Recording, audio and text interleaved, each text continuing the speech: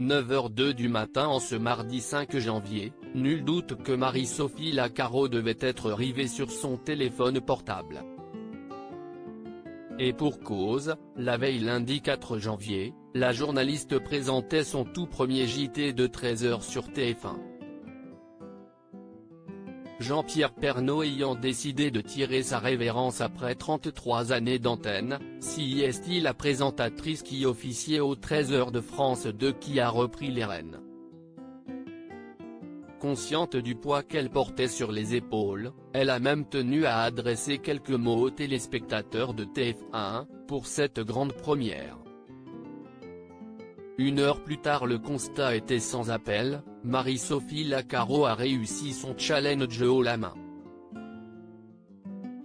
Le lendemain, les audiences sont tombées. Le JT de 13h de TF1 a été suivi en moyenne par 6,4 millions de téléspectateurs, pour une part d'audience de 45,5% selon Médiamétrie, rapporte Pure Média.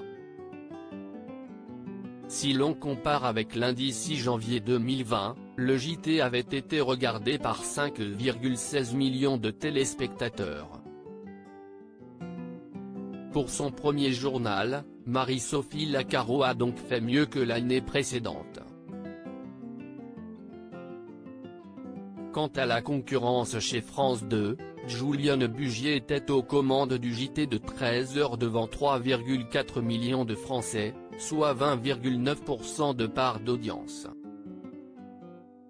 Le 6 janvier 2020, Marie-Sophie Lacaro avait parlé devant 2,423 millions de téléspectateurs.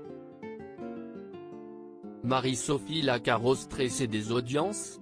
Quelqu'après son premier journal télévisé sur TF1, Marie-Sophie Lacaro était invitée sur le plateau de Quotidien, autre émission du groupe.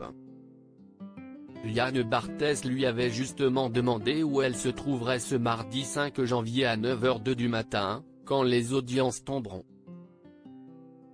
Je serai en conférence de rédaction, avec l'équipe du 13h et les chefs de service autour de la table.